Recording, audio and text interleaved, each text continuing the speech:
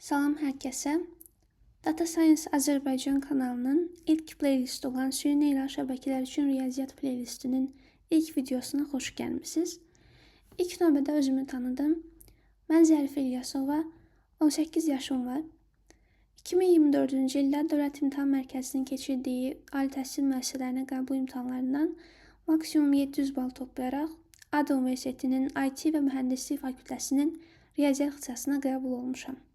Hal-hazırda həmin universitetin, həmin ixtisasının ikinci kursunu təhsil alıram. Eyni zamanda kompüter elmləri ixtisasından da fənlər götürürəm. 2 ilə yaxın müddətdir ki, yəni universitetə qəbul olandan bu yana olan müddətdə süni intellekt mühəndisliyi ilə məşğul oluram. Yəni self-study ilə məşğul oluram. Həmçinin yəni daha genəldə data science ilə məşğul oluram. Və süni neyral şəbəkələr üçün riyaziyyat mənim xüsusi marağımı çəkən bir sahə oldu. Yəni əslində hamısı maraqlı gəlir, amma o daha çox marağımı çəkdi. Süni neyral şəbəkələr üçün riyaziyyat çox məncə high level bir deyək sahədir. Həqiqətən onun arxasındakı riyaziyyat çox mənə mürəkkəb görünür, mürəkkəb gəlir. Və istədim ki, ona görə ümumiyyətlə, Azərbaycan dilində data science üzrə mənbələrin nə qədər az olduğu məncə hamıya məlum bir şeydir. Ona görə də, yəni özüm ən çox türk və ya ingilis dillərində oxuduğuma görə, mənbə tapdığıma görə istədim ki, belə bir kanal yaradım və bu kanalda həmin mənbələrdəki məlumatların birə-bir və tam anlaşıqlı tərcüməsini və izahını təmin edim videolar şəklində, video dərslər şəklində. Əslində bu video dərslər həm də mənim üçün də faydalıdır, çünki mən öyrəndiyim şeyləri anlatmış oluram, yəni nə qədər yaxşı başa düşdüyümü də anlatmış oluram və bu kanalın ümumiyyətlə mövcudluğu mənim üçün faydalıdır. Ümid edirəm ki, sizin üçün də faydalı olar. Ona görə sözü uzatmadan istəyirəm ki, qısaca bu playlist haqqında ilk video olduğuna görə məlumat verim. Yəni bu playlistdə sizi nələr gözləyəcək. Adından bəlli olduğu kimi süni neyral şəbəkələr üçün riyaziyyatdır bu playlistin adı. Yəni bu playlistdə mən praktiki bir bacarıqlar paylaşmağı düşünmürəm. Bəzi nümunələr istisna. Əsas məqsədim süni neyral şəbəkələrin arxasındakı riyaziyyatı mənimsəməkdir və mənimsətməkdir. Bunun üçün refer elədiyim kitab, mənim oxuduğum, hazırda oxuduğum kitab bu kitabdır. Simon Hackinin Neural Networks and Learning Machines kitabı və son nəşri. Bu kitab mənə görə həqiqətən mənə gəlir ki, çox ağır, çox high level kitabdır. Çünki riyaziyyat çox dərindir. Anidən mövzular, yəni heç gözləmədiyiniz yerlərə gələ bilir riyazi anlamda və həqiqətən dili çox mürəkkəbdir. Ona görə istəyirəm ki, bu kitabı oxuduqca, öyrəndikcə, seksionları bitirdikcə bu playlistdə videolar şəklində paylaşım. Siz də baxa biləsiniz. Maraqlı gəlsə, həmçinin kitabı özünüz də oxuya bilərsiniz. Yəni open source bir kitabdır, internetdən tapa bilərsiniz. Dediyim kimi bu playlistdə biz əsasən neyral şəbəkələr üçün riyaziyyat öyrənəcəyik. Yəni ən dərinə, ən diblərə enəcəyik. Həqiqətən də sizin neyral şəbəkələrin müasir dövrdə gördüyünüz bütün o böyük modellərin riyazi olaraq necə işlədiyini başa düşmək məncə iş bazarında ən böyük üstünlüyünüz, ən azından fərqiniz ola bilər. Çünki Azərbaycanda bu qədər aktual bir sahə olduğunu düşünmürəm. Eləsə sözü uzatmadan keçək elə izaha. İlk dərsimiz süni neyral şəbəkələrə girişdir. A very gentle intro to ANN. Yəni çox sadə, heç neyral şəbəkənin nə olduğunu bilməyən biri üçün belə uyğun olacaq şəkildə dizayn etmişəm. Mən şəkillər insert etmişəm ki, faydalı olsun, aydınlaşıqlı olsun. Mən ümumiyyətlə neyral şəbəkələr haqqında ilk dəfə 17 yaşımda, yəni keçən il öyrənmişdim və tam sıfırdan öyrənmişdim. Neyral şəbəkələr haqqında heç bir bilgim yox idi. O zaman video dərslərə baxmışdım, indi isə direkt kitabdan oxuram və bu artıq daha da dərin bir understanding təmin edir. Ona görə eyni şeyi çatdıra biləcəyimi düşünürəm. Ona başlayaq. Süni neyral şəbəkələrə giriş. Dediyim kimi, heç bir məlumatınız yoxdursa belə, mənə elə gəlir ki, ən azından elə bu videonun sonunda müəyyən qədər sizdə ideya formalaşacaq. Gəlin eləsə bu şəkildən başlayaq. Əslində bu şəkil biraz gözləməlidir, çünki mən daha genel bir giriş verməliyəm. Böyük ehtimal sizə maraqlı gələcək gavalı ilə yarası arasındakı əlaqənin nə olduğunu onlara açıqlayacağım. Çox maraqlı şeylərdir. Deməli, ilk olaraq biz insan beynini başa düşməliyik müəyyən qədər. İnsan, bu arada bunu çatdırmalıyam ki, mən hətta 11-ci sinifin ilk yarısına qədər 4-cü ixtisas qrupuna hazırlaşan bir uşaq idim. Ona görə də, yəni həkim olmaq istəyən bir uşaq idim. Ona görə mənim insan anatomiyası barədə, həmçinin zoologiya barədə kifayət qədər biliyim var. Ona görə bunları başa düşmək mənim üçün daha asandır. Və mən çalışacağam ki, onları sizə loru dildə, sadə dildə başa salım. Deməli, insan beynindən ilk olaraq danışmalıyıq. Ümumiyyətlə, neyral şəbəkələr nə olduğunu başa düşmək lazımdır.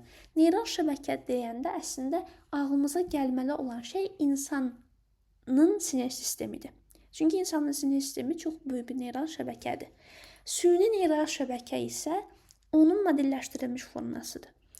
Daha net danışacağım. Deməli, ümumiyyətlə bu videonun sonunda sizdə çox qaranlıq qalan yerlər olacaq. Çoxlu sual işarələri yaranacaq. Hansı ki, bizim məqsədimiz də budur. Hələ ki, sizdə sual işarələri yaranmalıdır. Bu sizin bir şeylər anlamağa başladığınızı göstərir. Sonradan irəliləyən videolarda o sual işarələrinin cavabını tapmalısınız.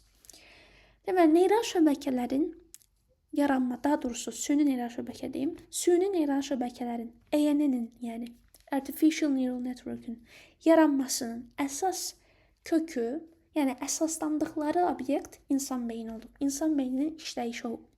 İnsan beyni paralel işləyən, çox kompleks və non-linear bir orqandır. Bir maşındır hətta.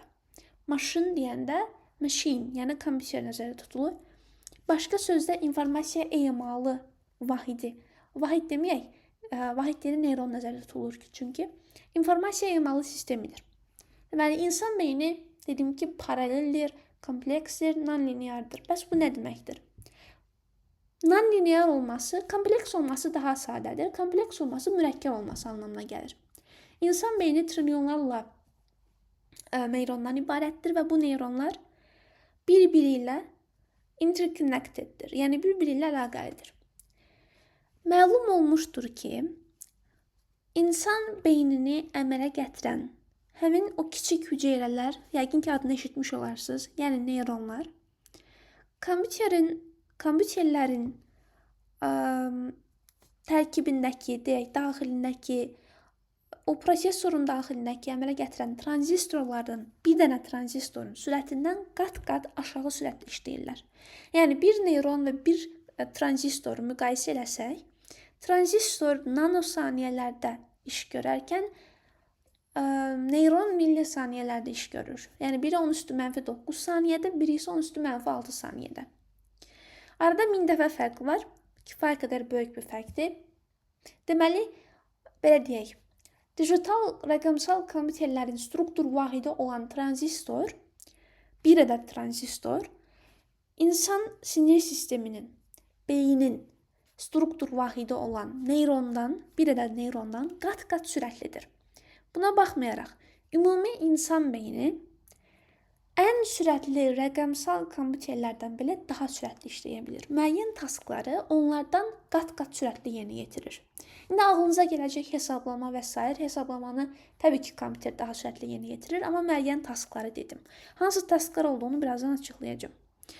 Yəni, insan beynində bu qədər bəzi sürətlərin, bəzi proseslərin kompüterlərdən qat-qat sürətli baş verməsinin səbəbi həmin neyronların arasındakı qarşılıqlı əlaqədir. Neyronlar arasındakı qarşılıqlı əlaqə və ikinci dediyim termin, yəni paralellik anlayışı burada devrəyə girir. Neyronların bir-biri ilə qarşılıqlı əlaqədə olması və paralel olaraq, yəni eyni anda işləməsi, eyni anda iş görməsi onları çox güclü bir kompüterə çevirir. Dırnaqçıqda, dırnaq içində kompüterə çevirir.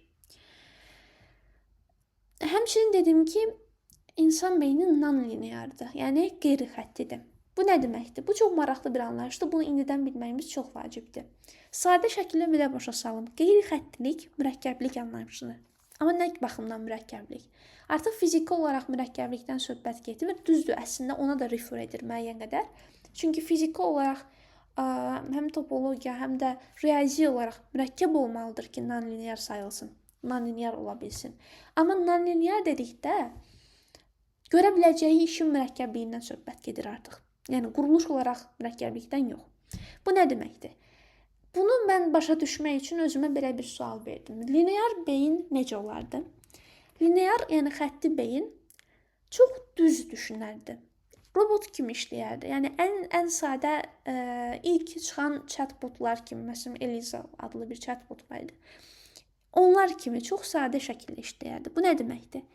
Məsəl üçün linear bir beyin olsaydı insan beyni, verilən fərqli situasiyalarda həmişə eyni reaksiyanı verərdi.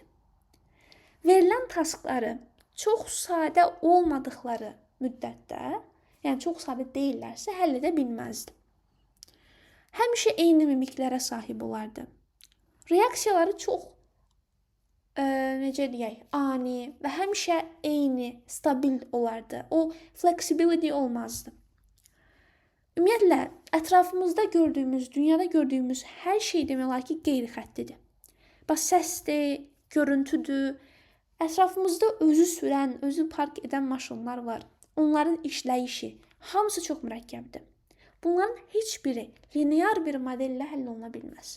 Bunların hamısı non-linear bir model və düşüncə tərzi ilə həll olur.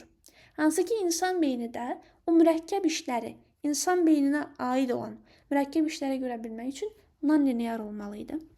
Yəni, non-linearlıq mürəkkəb taskları edə bilmə, daimi olaraq ətraf mühitə özünü uyğunlaşdırma, biz birazdan bunun adını deyəcəyik, buna plastiklik deyilir. Kimi xüsusiyyətləri beyinə gətirən bir özəllikdir non-linearlıq. Deməli, insan beyni paralel işləyən, kompleks və non-linear bir orqandır. İnsan beyninin struktur vahidi, yəni quruluş vahidi neyrondur. Neyron hüceyrədir, sinir hüceyrəsidir. Mən neyronun şəklini sizə indidən göstərim. Neyronlar bu şəkildə görünür. Mikroskop altında, ümumiyyətlə insan beyin qabığında ən çox rast gəlinən neyron tipi piramidal, yəni piramid şəkilli neyrondur. Piramidal adlanmasının səbəbi gövdəsinin, yəni cell body-sinin və ya soma deyilir ona, somasının üçbucaq şəklində olmasıdır. Mikroskop altında belə görünür, yəni. Neyronlar belə böyütsək belə görünən hüceyrələrdir. Çıxıntıları var və s. bunlar haqqında danışacağıq. Hal-hazırda neyral şəbəkələrdən danışırıq çünki. Neyronlardan sonra danışacağım. Neyronlar insan beyninin struktur vahididir. Onlara həmçinin informasiya emalı vahidləri, yəni unitləri deyilir. Information Processing Units deyilir neyronlara. Çünki əsas işi görən onlardır. Sadəcə təklikdə çox zəifdirlər, yavaşdırlar. Birləşirlər digər neyronlarla və vahid bir sistem kimi işləyirlər. Çox sürətli işləyirlər. Necə işlədiklərini birazdan başa salacağım. Bayaq dedim ki, insan beyni çox sürətli işləyir. Bunu necə, hansı nümunə ilə sübut edə bilərik? Görməklə. Human vision. İnsan görməsi nəyə xidmət edir? İnsan görməsi insanın ətraf mühiti tanımasına və ətraf mühitdən gələn qıcıqlara cavab verə bilməsinə xidmət edəcək informasiyanı təmin edir. Yəni, görmə sayəsində insan aldığı informasiya ilə həm ətraf mühiti tanıyır, yəni necədir, nə var, hansı obyektlər var, həm də ola biləcək hər hansı bir hücuma, hücum dedikdə, yəni stimulus, yəni qıcıq nəzərdə tutulur, ona cavab verə bilir. Və bu informasiyanı təmin edən deyək, xüsusiyyət və yaxud da qabiliyyət human vision'dır, yəni insan görməsidir. İnsan görməsinin çox mürəkkəb olduğunu hamımız düşünərik, təxmin edərik. Məsəl üçün, belə bir şey deyəcəm, insan bir üzü, yəni tanış bir üzü, fərqli bir mühitdə, həmin adamı heç vaxt görmədiyi mühitdə, amma o adamı görüb, bir dəfə görüb tutaq ki, heç vaxt görmədiyi bir mühitdə 100-200 millisaniyə ərzində tanıya bilir. Halbuki bundan daha sadə tapşırıqları rəqəmsal kompüterlər biraz daha uzun müddətdə yerinə yetirir. Bu ki belə insan beyninin nə qədər güclü olduğunu sübut edir. Yəni süni neyral şəbəkələr belə deyək, insan beyni qədər avtomatik, o qədər təbii işləyə bilmir. Lakin yenə də işimizə yarayır. Başqa bir nümunə, insanlar bilirsiniz ki, ali olaraq ən ali canlılardır, ən ağıllı, ən zəki canlılardır. Amma heyvanlar da var. İndi gəlirik bu slaydlara, bu slayda. Yarasalarda bilirsiniz ki, bad sonar deyilən bir şey var. Bad sonar, yəni sonar dediyimiz anlayış nə deməkdir? O, exolokasiya, aktiv exolokasiyadır sonar. Yəni yarasaların qaranlıqda öz istiqamətlərini tapmağına, hədəflərini tutmağına, təqib etməyinə, həmçinin maneələrə dəymədən hərəkət etməyinə, uçmağına kömək edir bu sistem. Exolokasiya. Bunu hamınız bilərsiniz yəqin ki, yarasalarda bu var. Yarasalar səs dalğası yayır və görürsünüz bad sonar waves. Bax bu görünən mavi görünənlər, bu tərəfə doğru gedənlər və bu səs dalğası maneəyə dəyərək reflect sound waves şəklində, əks səda şəklində yarasaya qayıdır və yarasa tərəfindən qəbul olunur. Bu səs vasitəsilə, bu qayıdan səs dalğası vasitəsilə, yəqin ki, hamınız bilərsiniz ki, bayaq dediyimiz kimi, yarasa maneələrə dəymir. Yarasa, məsəl üçün, bir həşəratın ardınca düşübsə, həşəratın hansı istiqamətdə uçduğunu və nə qədər məsafədə uçduğunu bilir. Bundan əlavə, bu qayıdan səs dalğası yarasaya bu target deyilir. Target, yəni hədəf. Hədəfin hansı sürətlə uçduğu, hansı nisbi sürətlə uçduğu, hansı azimutda, hündürlükdə uçduğu barədə də məlumat verir. Yəni çox net məlumatlar verə bilir. Çox dəqiq şəkildə izləyə bilir yarasa öz hədəfini. Sırf bu yaşıl rəngdə göstərilən qayıdan səs dalğasını analiz edə bilməsi sayəsində. Bəs bunu analiz edən nədir? Yarasa beyni. Bu gavalı da məhz buna görə qoymuşam ki, biraz humoristik niyyətlə qoymuşam. Yarasa beyni ortalama bir gavalı boydadır. Yəni çox kiçik bir beyindən danışırıq. Bu qədər kiçik bir beyin belə bu qədər mürəkkəb işləri görə bilir. Məncə bu məlumatlar sizə insan beyninin nə qədər mürəkkəb və nə qədər güclü olduğunu sübut edir. İnsan beynindən esinlənərək süni neyral şəbəkələri yaradıblar. Həmin işləri görə bilsinlər deyə. Bəzi yerlərdə təbii ki, insan beynindən sürətli işləyir. Ən sadəsi ümumiyyətlə hesablamalar. Digital kompüterlər qədər insan beyni sürətli hesablaya bilmir. Və yaxud da bəzi taskları yerinə yetirə bilmir. O qədər tez cavab verə bilmir. Amma bayaq göstərdiyim kimi Human Vision-da yarasanın öz istiqamətini bu qədər qısa müddətdə və net tapması bu kimi şeylərdə, yəni daha mürəkkəb tapşırıqlarda insan beyni çox daha yaxşıdır. İndi gəlin neyral şəbəkəyə bir tərif verək. Bu tərif başınızı qata bilər. Mən bunu çox sadə şəkildə sizə çatdıracağam. Bayaq dedim ki, neyral şəbəkə, daha doğrusu belə deyək, insan sinir sistemi üçün struktur vahidləri nələr oldu? Sinir hüceyrələri, yəni neyronlar. Burada süni neyral şəbəkə demir, neyral şəbəkə deyir. Həm süni, həm təbiini nəzərdə tutur burada. Ona görə ki, bura qədərki hissə, baxın bu iki nöqtəyə qədərki hissə həm insan beyni, həm də real, daha doğrusu süni şəbəkə üçün eynidir. Bu tərif eynidir. Sadəcə burada insan beynini iki baxımdan xatırladır deməklə bunun süni şəbəkə olduğunu refer edir, yəni indicate edir. Amma buna qədər, yəni bunu oxumayana qədər siz başa düşməzsiniz ki, bu süni şəbəkə haqqında danışır, yoxsa təbii insan beyni haqqında. İndi gəlin görə nə deyir? Deyir ki, süni şəbəkənin, daha doğrusu süni demir, deyir ki, neyral şəbəkənin struktur vahidi sadə hesablama unitləridir, hansı ki biz onlara neyronlar deyirik. Yəni onlar neyronlardan təşkil olunub. Paralel paylanmış, hətta belə deyil, kütləvi paralel paylanmış bir prosesordur. Çünki neyronlar paralel şəkildə işləyir, eyni anda işləyir və çox sadədir həmin neyronlar və informasiya emalı vahidləridir, yəni unitləridir və həmin neyronların təcrübə ilə qazanılmış bilgini saxlamaq və yeri gələndə istifadə eləmək kimi bir qabiliyyətləri var. Deməli, neyral şəbəkə çox sadə və çox kiçik informasiya emal unitlərindən, yəni neyronlardan təşkil olunur. Bu neyronlar paralel işləyir və təcrübə ilə qazanılmış bilgini saxlamaq və istifadə üçün yararlı hala gətirmək, yəni lazım olanda istifadə etmək kimi bir xüsusiyyətləri var. Məncə aydındır nə demək istədiyimiz. Deməli, neyral şəbəkənin əsas tərkib hissəsi, struktur vahidi, həmçinin informasiya emal vahidi kimi tanınan neyronlardır. Neyronlar bilgini, yəni knowledge deyirik buna. Biz knowledge nə deməkdir? Knowledge representation nə deməkdir? Bu haqqında danışacağıq qabaqki sectionlarda. Knowledge-ı saxlayır və lazım gələni istifadə edə biləcək hala gətirir. Süni şəbəkə və insan beyni iki baxımdan daha oxşardır. Birinci baxım nədir? İnsan beyni kimi süni şəbəkə də ətraf mühitdən öyrənmə adlanan bir proses vasitəsilə bilgi qazanır.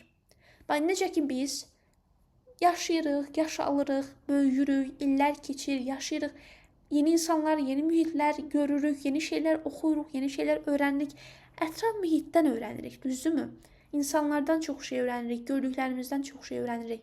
Hansı ki bu prosesin adı var, buna öyrənmə deyilir. Öyrənmənin sonunda qazandığımız şeyin də adı var, buna da bilik deyirik. Yəni bilik təcrübə vasitəsilə ətraf mühitdən qazanılır. Bu prosesi də öyrənmə deyilir. Öyrənmə prosesi öyrənmə alqoritmi hesabına baş verir deyəcəyik birazdan.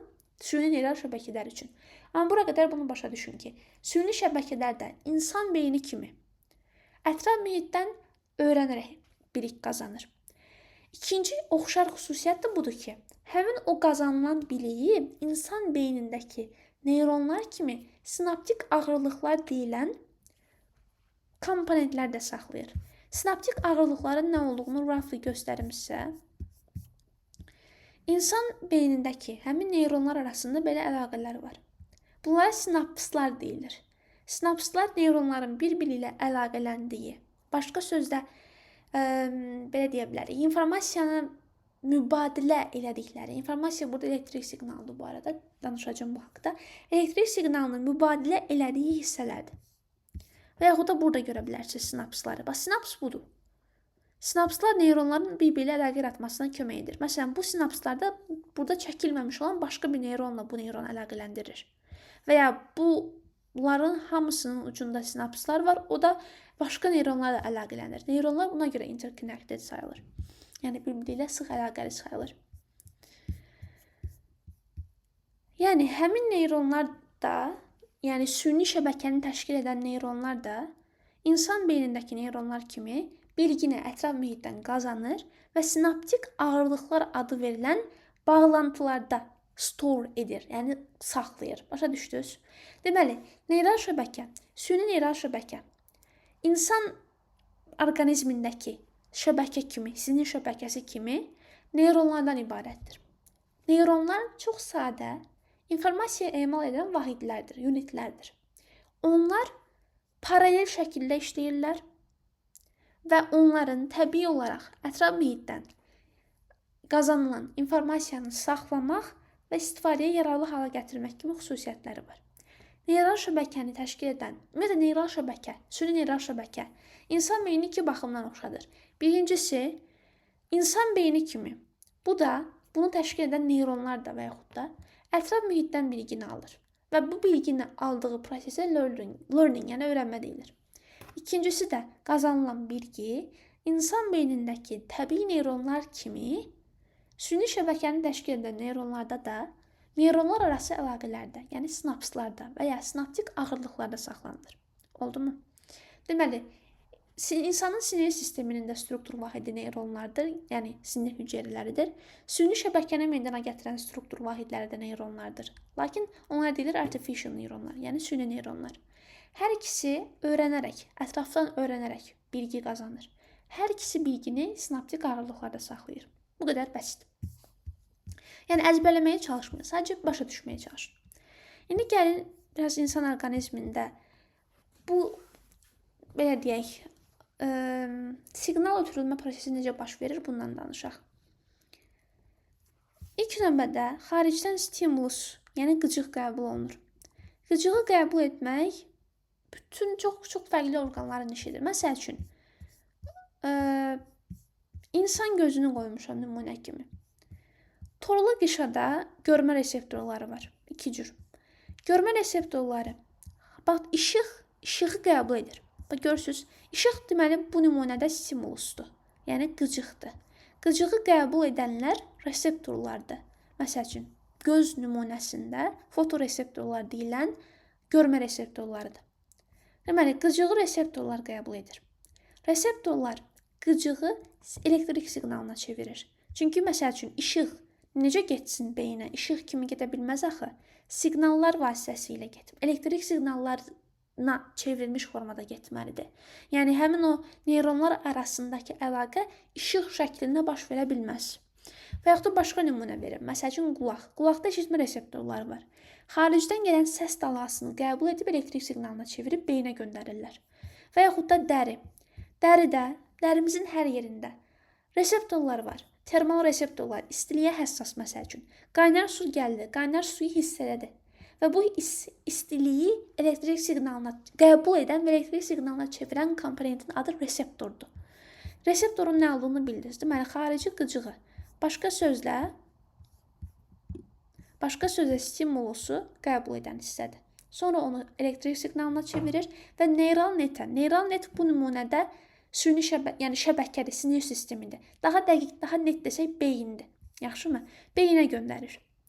Beyin həmin siqnalı qəbul edəndən sonra göndərir uyğun orqana, effektora. Effektor da əzələli orqandır. Adətən belə deyə bilərik, həmin o şəbəkənin, daha doğrusu beyindən gələn siqnalların təsiri ilə reaksiya verə bilən orqandır. Fiziki olaraq reaksiya verə bilən. Məsəl üçün, əlimizi isti bir şeyə toxundururuq. Həmin o istilik əlimizdəki, dərimizdəki reseptorlar tərəfindən hiss olunur, qəbul olunur, elektrik siqnalına çevrilir. Çox qısa bir müddətdə bu neyronların bir-biri ilə əlaqəli olması sayəsində gedib beyinə çatır və beyindən dərhal yenidən geri siqnal qayıdır effektorlara. Effektor artıq reseptor deyil. Effektor əlimizdir, direkt əlimiz. Daha dəqiq desək, əlimizin əzələləri. Əzələləri xəbər verir ki, istilik çoxdur, bu bizi yandıra bilər. Dərhal əlimizi çəkirik. Görürsünüz, danışanı nə qədər uzun çəkir, amma bu milli saniyələr içində baş verən prosesdir. Deməli, effektor əzələli orqan, daha dəqiq desə əzələdir, yəni həmin qıcığa fiziki olaraq reaksiya verə biləcək orqandır.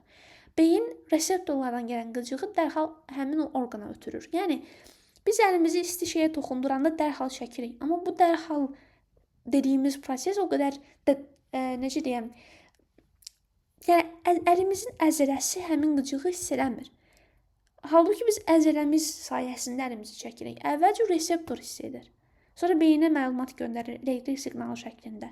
Həmin beyin də yenə bu elektrik siqnallarını effektorlara göndərir. Yəni əzələlərimizə göndərir və əzələlərimiz əlimizi yığır, əlimizi çəkirik. Bu da adlanır response, yəni cavab.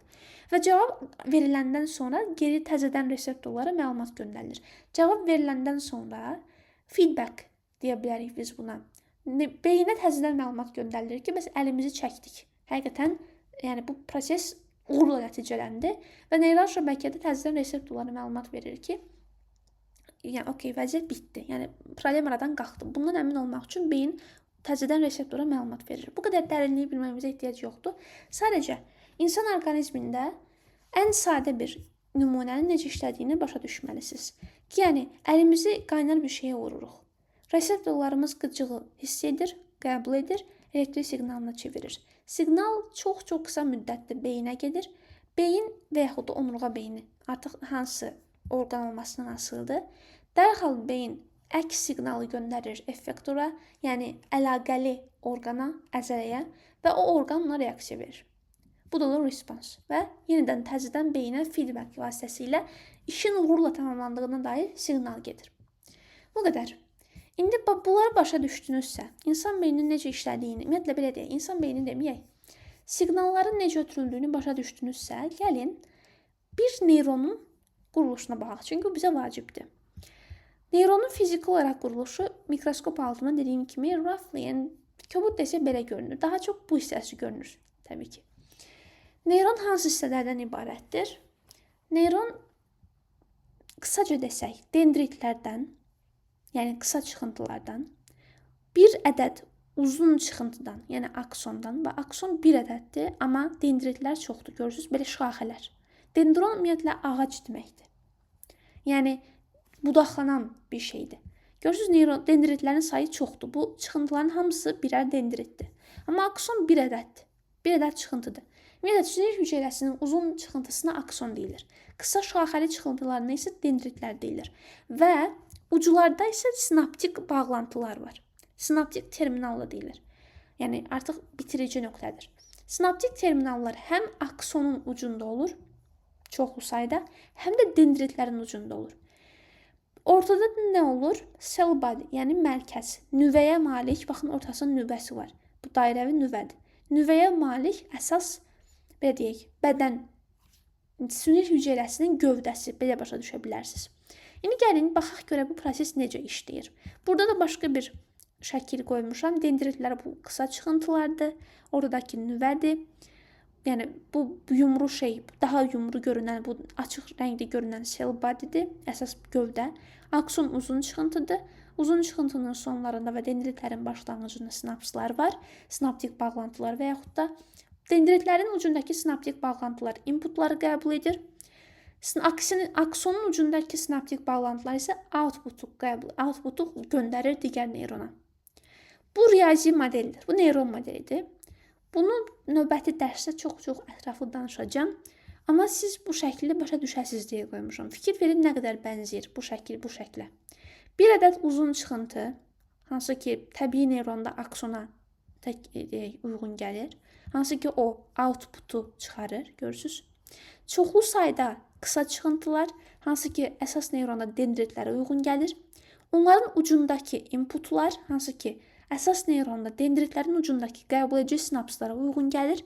Və nəhayət, xətti funksiyanın və aktivasiya funksiyasının tətbiq olunduğu gövdə. Bu da buradakı gövdəyə uyğun gəlir. Gördünüz ki, riyazi model, riyazi neyron modeli. Yəni, bax, bu süni neyrondur. Bu süni neyral şəbəkənin struktur komponentidir. Bu isə bizim sinir sistemimizin və sinir sistemi orqanlarımızın struktur komponenti olan təbii neyrondur. Görürsünüz nə qədər oxşuyur. İndi gəlin, bir vacib bir şeylə aydınlaşdıraq və bitirək. O nədir? O, neyron boyunca məlumatları necə ötürüldüydü. Neyronlar arasında belə əlaqələr var. Neyronlar bir-birləri ilə bağlıdır. Baxın, məsələn, bu neyronun, bu dendritinin bu ucu digər bir neyronun, aksonun ucundakı sinapslardan biri ilə bağlıdır. Bu nə deməkdir? Məlumat dendritin ucundakı sinapslardan qəbul olunur. Elektrik siqnalı şəklində. Elektrik siqnalı əslində kimyəvi maddə şəklində qəbul olunur. Sonra elektrik siqnalına çevrilir olduğu yerdə. Bu, məsəl üçün, həmin o siqnal, məsəl üçün, bu dendritin ucuna baxın. Bu dendritin ucu burada olan və çəkilməmiş olan başqa bir neyronun sinapsına bağlıdır. Bu dendritin ucu buradakı başqa bir neyrona bağlıdır. Bu dendritin ucu başqa bir neyrona bağlıdır və s. Belə, yəni, çoxlu, sonsuz sayda bunlar bağlanır. Başa düşürsünüz, çox saydadır. İndi baxın. Bu əlaqələr vasitəsilə neyronlar bir-biri ilə birləşir. Bayaq dedim ki, reseptorlar siqnalı, yəni qıcığı elektrik siqnalına çevirir. Və elektrik siqnalı neyronlar vasitəsilə ötürülür beyinə və beyindən effektora, yəni əzələyə. Həmin o elektrik siqnalı necə ötürülür, gəlin ona baxaq. Gəldi, tutaq ki, bu neyrona çatdı. Bu neyrona, yanındakı neyrondan buradan qəbul olundu, buradan qəbul olundu, buradan qəbul olundu. Az-az hamısından qəbul olundu. Və əgər həmin gələn siqnal kifayət qədər çoxdursa, gövdəyə çatanda ateşləmə deyilən bir proses baş verir. Ateşləmə də spike adlana bilər. Yəni, neyronun ateşləməsi dendritlərdən gələn elektrik siqnalının kifayət qədər çox olduğu və beləliklə gövdədən keçib aksona çatdığı anlamına gəlir. Buradan da baxa bilərsiniz. Dendritdən gələn məlumat, dendritlərdən gələn az-az məlumatlar toplanıb, ümumilikdə çox məlumat kimi üzə çıxırsa, bodyyə çatandan sonra aksona gedə bilirsə, yəni buradan gedəcək enerjiyə sahibdirsə, enerji deyəndə o qədər potensialı varsa, onu neyron ateşləmiş sayılır.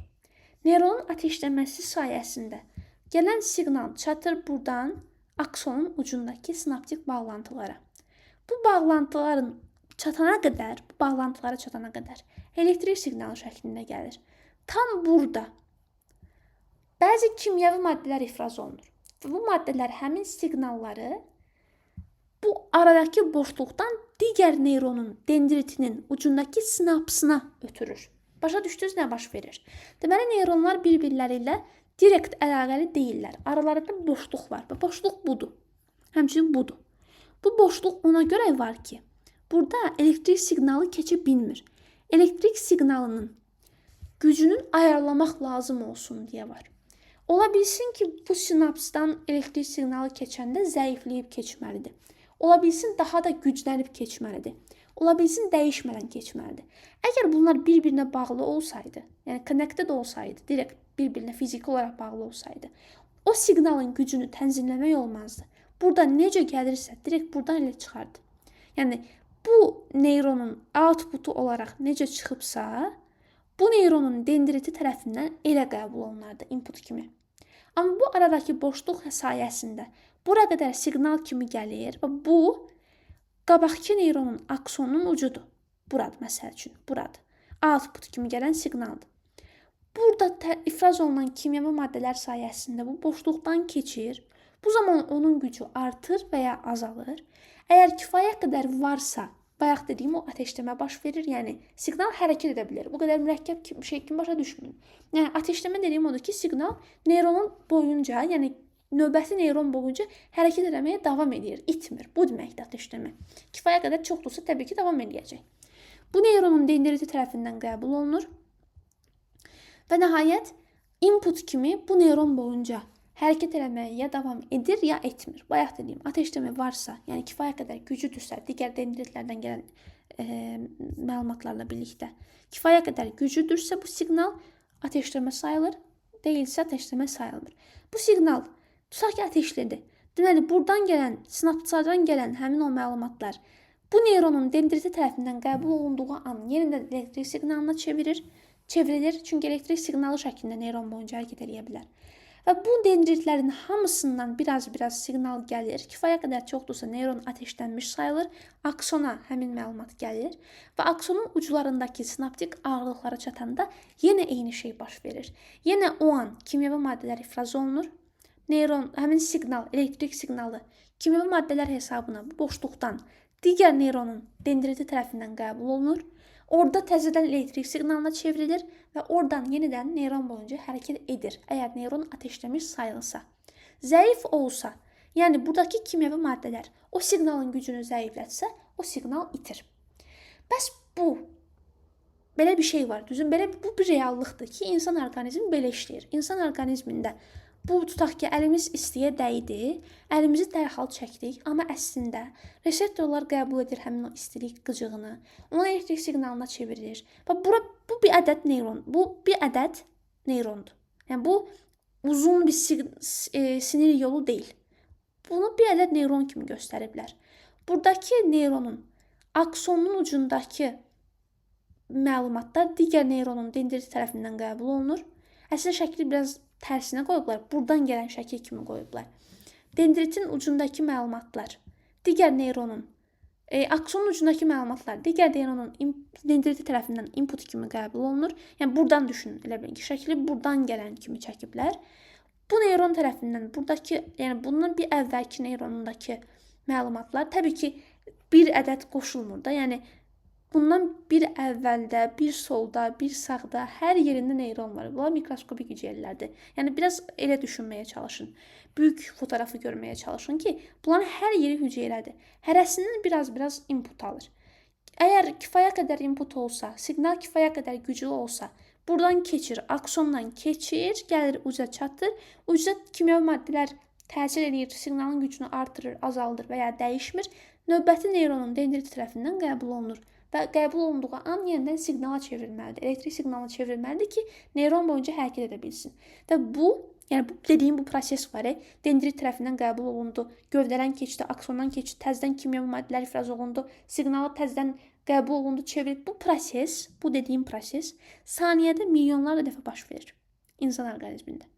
Yəni, bunun sayəsində biz həyatda qala bilirik. Bunun sayəsində qıcıqlara cavab verə bilirik. Bu proses süni şəbəkələrdə necə tətbiq olunub? Çox maraqlı bir şəkildə. Bayaq dediyim öyrənmə süni şəbəkələrdə öyrənmə alqoritmi hesabına baş verir. Bizdə öyrənmə alqoritmi əslində yenə də var, amma bunlarınki qədər riyazi deyil də. Əslində riyazidir, amma süni şəbəkələrdəki qədər, necə deyək, süni deyil. Başa düşürsüz? Necə? Bax, bayaq dediyim ki, insan orqanizmində dendritlər tərəfindən qəbul olunan, oradakı ucdakı sinapslar tərəfindən qəbul olunan elektrik siqnalı süni neyronda həmin bu inputlara uyğun gəlir. Ümumiyyətlə bir şey yadda saxlayın. İndidən deyim, beyninizin köşəsində qalsın. Süni neyron modeli düşünün. O modeli təşkil edən milyonlarla kiçik neyron, süni neyron var. Süni neyron var. Amma modelə bir ədəd input verilir. O an bir ədəd input verilir ta ki. Həmin input vektor şəklində verilir. Və bu vektora deyilir input vektoru. Oldu mu? Baxın, bu inputları görürsünüz. Bu inputlar əslində bir vektorun komponentləridir. Bax, belə çəkin bunu. Bax, vektor necə ifadə olunduğunu bildiyinizi düşünürəm. Basic linear algebra. Yəni, bax, bu input vektoru adlanır. Input vektorunun hər bir komponenti hər bir neyron tərəfindən qəbul olunur. Bu nə deməkdir? Yəni, hər bir input vektoru hər bir neyron tərəfindən qəbul olunur. Yəni, belə düşünün. İndi kompüterdə mən biraz çətin çəkəcəm. Amma yəni, belə düşünün ki, bu input gəldi. Input dediyimiz input vektorudur. Pis çəkirəm. Input dediyimiz input vektorudur. Məsəl üçün, x1 birinci komponentdir, vektorun komponentləri deyirik biz bunlara. x2 ikinci komponentdir. Çox pis çəkirəm. Nöqtə x-ə qədər tutaq ki, oldu mu? Çox pis çəkirəm. Nəysə, yaza bilmədim, amma yəni bilin ki, bu vektorun komponentləridir. Buna deyilir input vektoru. Input vektorunun komponentləri də bu içəridəkilərdir. x1, x2, ta ki x-ə qədər. Həmin komponentlər nə ola bilər? Baxın taska. Məsəl üçün, neyron modelinin taskı. İnsanı görəndə onun ola bilər ki, yaşını təxmin eləmək olsun. Ki, bu adam neçə yaş ola bilər? Taskı budur modelin. Bu zaman verə biləcəyimiz input nə ola bilər? Adamın cinsiyyəti, adamın yaşı soruşulur, adamın boyu, adamın kilosu, bəzi fiziki görünüşündəki xüsusiyyətlər. Bunlar input kimi verilə bilər, düzdürmü? Hər bir input bu vektorun içinə qoyulur, o şəkildə verilir. Bu qədər. Yəni, bəsit bir şeydir. O qədər gözünüzdə böyütməyin. Input vektoru falan yox. Məsəl üçün, dediyim kimi, neyron modelinin taskı insanı görəndə yaşını təxmin eləməkdirsə, input vektoru nə ola bilər? Logically nə ola bilər? İnsanın boyu, yaşı, daha doğrusu, yəni yaş deyirəm, kilosu, görünüşlə bağlı bəzi xüsusiyyətləri və s. Bunlar, bu dediyim featurelar hamısı bir vektorun içinə qoyulur, adı olur input vektor və modelə bu vektor verilir. Və modelə bu vektor veriləndə bir dənə vektor daxı bütün neyronlara eyni vektor gedir. Yəni, məsəl üçün, bax, x1, x2, x3 və yaxud da x0-dan başlayır. Bəzən bunu deyəcəm niyə? Hamısı bir neyrona gedir. Həmçinin bu vektor buradakı ikinci bir neyrona da gedir. Eyni vektor. Bax, ikinci neyrona da gedir. Eyni vektor üçüncü neyrona da gedir. Bütün neyronlar eyni vektoru qəbul edir. Və həmin vektoru parçalayırlar, içindəki komponentləri input kimi qəbul edirlər. Bunlar nəyə oxşuyur? Normal neyronun dendritlərinin həmin o informasiyanı qəbul etməsinə. Sanki hərəsi bir neyrondan qəbul edir burada. Orada da eyni şəkildədir. Vektor gəlir, komponentlərini hər bir neyron qəbul edir. Hər bir vektoru hər bir neyron qəbul edir. Dolayısıyla hər bir neyron hər bir komponenti qəbul etmiş olur. Bəs onda fərq nədir? Onda niyə bunlar paralel işləyir? Fərq odur ki, ağırlıqlar fərq edir. Baxın, neyron həmin məlumatları alanda onlara müəyyən ağırlıq atır. Məsəl üçün, bu neyron insanın boyuna daha çox önəm verir yaş hesablamasında. Deməli, bu neyron insanın boyuna, yəni boyu göstərən x-ə, inputa daha modulca yüksək ağırlıq verəcək. Modulca yüksək deməyim, yüksək ağırlıq verəcək deyim. Çünki mənfi də ola bilər və mənfilər önəm daşıyır. Bu neyron tutaq ki, gələn inputda baxacaq əsasən kiloya. O zaman kilonu göstərən inputa, məsəl üçün X2 inputuna daha böyük ağırlıq atayacaq. Məsəl üçün bunun W2-si daha böyük olacaq. Bu input tutaq ki, başqa bir, tutaq ki, saç rənginə və yaxud da üzün formasına önəm verir. O zaman üzün forması çox genel bir input oldu, amma nəysə də, yəni ona önəm verir, onun ağırlığını daha böyük edir. Bunlar da oldu, həmin o gələn siqnalın tənzimlənməsi.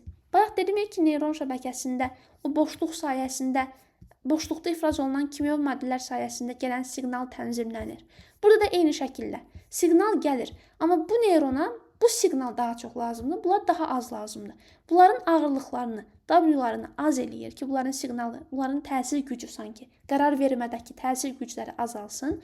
Bunun ağırlığını çoxaldır ki, bununki çoxalsın təsir gücü. Bu neyron isə məsəl üçün başqa bir inputun ağırlığını artıraraq onun qərar vermədəki təsir gücünü artırır, digərlərini azalda bilir. Və yaxud da bu başqa bir inputa eləyir. Yəni hamısı bir qərar verir. Ən sonunda model o qərarların əsasında bir dənə qərar verir, vahid qərar verir. Bir insanın yaşı, bu neyron ta ki 42 deyəcək, bu neyron 40 deyəcək, bu neyron 43 deyəcək. Axırda bir funksiya tətbiq olunub, onların ya ortalaması alınacaq, ya bir şey olacaq. Artıq bu modelin işləməsindən asılıdır, düzdürmü? Yəni bir insanın yaşı təxmin olunmalıdırsa, model bir ədəd cavab qaytarmalıdır. Məsəl üçün 40. Bu cavab qaytarmalıdır. Amma bu cavab içindəki milyardlarla neyronun hər biri tərəfindən fərqli şəkildə hazırlanır əvvəlcə. Ona görə fərqli şəkildə hazırlanır ki, bu neyron onun boyuna önəm verir. Əsas boyu üzərində düşünür. Bu neyron əsas onun kilosu üzərində düşünür. Bu neyron başqa bir şey üzərində düşünür. Və beləliklə bütün o model həmin inputların hər birini işlətmiş olur. Və yük tək bir neyrona düşmür. Yük paylanır. Ona görə deyilir, paralel işləyir. Başa düşdünüz bura qədər. Məncə kifayət qədər aydındır. Sonra bu gələn məlumatlar, bax input və ona atanmış ağırlıq bir-biri ilə vurulur, hasil yaranır. Sonra bu hasillər toplanır. Buna deyilir linear function. Hasillər toplananda xətti bir prosesdir, düzdürmü? Hasillər toplananda bir cəm alınır. Bu cəm aktivasiya funksiyasından keçirildikdən sonra əlimizdə qalır activation potential. Hansı ki biz ona spike deyirdik. Yəni o ədəd, o alınacaq nəticə, hansı ki biz ona V deyəcəyik, V ilə işarə edəcəyik, birazdan görəcəksiniz, növbəti dərsdə görəcəksiniz. O, həmin bizim real neyronumuzda ateşləməyə bərabərdir. Və nəhayət, bu da output kimi çıxır çölə. Oldu mu? Əslində, belə desək daha doğrudur. Burada U var. U linear function nəticəsidir. Yəni hasillərin cəmi dedim, hasillər toplanır, hasillər alınır, sonra onlar toplanır. O zaman ilkin olaraq U alınır. Sonra U aktivasiya funksiyası deyilən bir başqa bir daha qeyri-xətti bir funksiyadan keçirilir. Axı bu xəttidir. Dedim axı ki, beyin qeyri-xətti işləməlidir. Eyni şəkildə süni şəbəkədə. Bu proses xətti prosesdir. Nə eləyir ki, bunları vurub toplayır da. Yəni bu nə qədər mürəkkəb qərar ala bilər ki, belə bir neyron. Onu qeyri-xətti bir funksiyadan keçirəndən sonra bir nəticə alır. Oldu mu? Və nəticəmiz artıq olur Y. Bu U-ya və Y pek takılmayan, onlar sadəcə notasiyadır. Onları siz daha ətraflı görəcəksiniz, yaxşımı? Nəticədə bir output alır. Bu output həmin neyronun outputudur. Bu outputa Y1 deyək. Bu neyron, ikinci neyronda Y2 deyilən bir output çıxaracaq. Eyni proseslə inputları alacaq. Inputlara fərqli ağırlıqlar atayacaq. Hansı ki inputlar bayaqki neyronun inputu ilə eynidir. Sadəcə bu başqa ağırlıqlar atayır komponentlərə. Sonra onlara vurur bir-birləri ilə. Sonra onları toplayır. Sonra onların cəminə tutaq ki, bir dənə ədəd atayır. Deyir, U tutaq ki. Sonra deyir ki, biz bunu bir aktivasiya funksiyasından keçirək. Aktivasiya funksiyasından keçirəndən sonra da output çıxarır və həmin output olur Y, Y2. Sonra bu neyronla eyni işləri görür. Sonra həmin bu Y-lər əsasında bütöv model bir qərar vermiş olur və bu qərar artıq çox net bir qərar olur. Və bu proses ayrılıqda çox sadə və yavaş olsa da, bunlar eyni anda işlədiklərinə görə bütöv proses daha sürətli olur və daha mürəkkəb olur. Başa düşdünüz? Bu qədər. Aradakı əlaqəni də başa düşdüyünüzü ümid edirəm. Burada dendritlərin ucundakı sinapslar digər neyronların outputunu input kimi qəbul edir. Burada da gələn input vektoru bütün neyronlara verilir. Input vektorunun komponentlərini bütün neyronlar götürür, amma hərəsi fərqli ağırlıq atır. Yəni hərəsi fərqli önəm verir inputlara. Sonra o inputlar mərkəzdə müəyyən funksiyalardan keçdikdən sonra, hansı ki burada da buradan keçdikdən sonra, bax bizim normal təbii hüceyrəmizdə də bu proses baş verir. Gələn dendritlərdən gələn siqnallar burada toplanır. Əgər cəm kifayət qədər böyük olsa bura keçə bilir. Yoxsa 0 olur və ya mənfi olur, getmir. Eyni şəkildə burada da 0-dırsa deməli output yoxdur da, yəni 0-dır. Amma varsa output çıxacaq. Burada da eyni şəkildə varsa akson boyunca gələcək.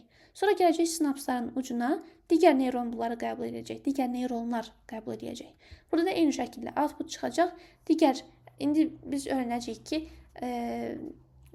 hidden layers deyilən anlayışlar var. Yəni neyronlar bir-birlərinə necə əlaqəlidir. Bunların hamısını görəcəksiniz.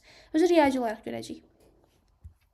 Ümid edirəm ki, sadə neyron modeli haqqında biz əslində gələn dərs danışacaqdıq. Sadəcə mən giriş olduğuna görə həm biraz sizə motivation verim, həm də ki, bunlarla aradakı o əlaqəni görə biləsiniz deyə bunu başa saldım. Yəni, bilirsiniz ki, məsəl üçün, təyyarələri quşlara baxıb düzəldiblər, düzdürmü? Bəs süni şəbəkələri nəyə baxıb düzəldiblər? Ayrıca neyronlara. Neyronların işləyişi ilə birə-bir eynidir. Sadəcə bu riyazidir, bu isə bioloji. Bu qədər. Əslində, bunun da arxasında riyaziyyat var, amma təməl anlamda bunun əsas işləyişi riyazi deyil, biolojidir. Amma bununki riyazidir. Hər şey burada riyaziyyatdır. Bu qədər. Deməli, siz nəyi bildiniz? Klasik problemləri. Siz nəyi bildiniz?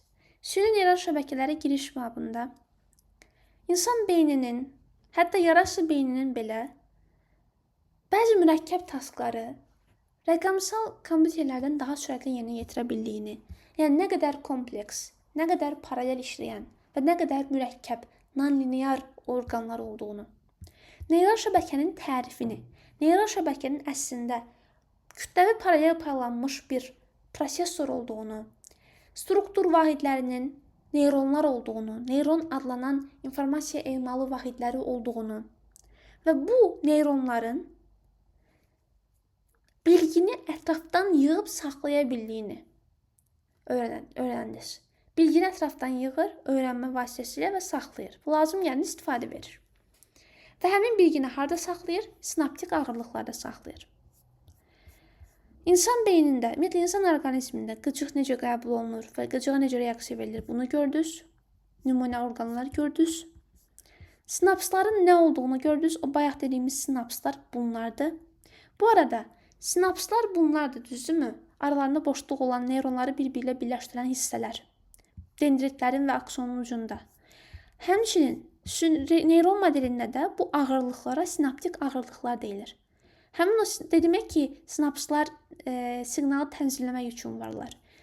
Neyron modelindəki bu ağırlıqlar həmin sinapsların yerində durur. Sadəcə onlara xüsusi bir punkt atamırlar. Yəni belə dairəvi falan göstərmirlər adətən. Bəzən göstərilir, bəzən göstərmirlər. Halbuki sinaptik ağırlıqların yerində dururlar.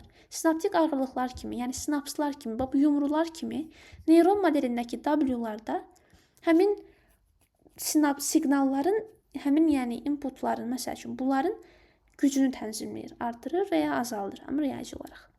Bu qədər. Bunlar kimyəvi olaraq bunu bacarır. Kimyəvi maddələr vasitəsilə siqnalın gücünü artırır, azaldır. Burada isə riyazi olaraq proses baş verir. Çünki sünidir. Bu necə baş verə bilər ki, başqa? Bunlar başa düşdünüz. Neyronun fiziki quruluşu barədə məlumatınız oldu. Bunun sayəsində siz prosesi başa düşə bildiniz. Yəni mən əlimdən gələn qədər başa saldım. Onsuz da biz yəni bunları o qədər deyəcəyik ki, bunlar haqqında o qədər danışacağıq ki, yəni siz bunları zaten əzbər biləcəksiniz. Tam olaraq başa düşəcəksiniz. Növbəti dərslərdə kitabın dərinliklərinə doğru. Bu dərsimizi belə slayd üzərində başa salmaq istədim və maraqlı şəkillərlə bacardığım qədər maraqlı eləməyə çalışdım, amma bundan sonraki dərslərimizi görəcəksiniz ki, mən adicə bir kağız ruçka vasitəsilə çəkirəm, çünki artıq bundan sonra bizə riyazi olaraq bildiyiniz yazmaq, pozmaq lazım olacaq. Ona görə bundan sonraki dərslərimiz kompüter üzərində olmayacaq, vərəq üzərində olacaq və sizə də tövsiyə olunur ki, müşahidə edərək yazdığım formulları, hər şey müşahidə edərək yazasınız. Öyrənəsiniz. Bu qədər. Süni neyral şəbəkələrə sadə bir giriş verdik. İstəsəniz introduction-da ilk 2 section olmalıdır, səhv eləmirəmsə. Was a neural network bu birinci section'dır. Human brain ikinci section'dır. Bunların əsas hissələrini sizə lazım olacaq, bizə daha doğrusu lazım olacaq hissələrini sizə çatdırdım. İstəsəniz gedib özünüz də kitabı tapıb oxuya bilərsiniz. Amma roughly dediyim şeylər başa salınırdı. Bu qədər. Maraqlı gəldisə, faydalı oldusa, nə xoş mənə. Bundan sonraki dərslərdə, yəni bundan sonraki günlərdə inşallah paylaşacağam. Və riyazi dərslər olacaq sırf. Bu qədər. İzlədiyiniz üçün çox sağ olun.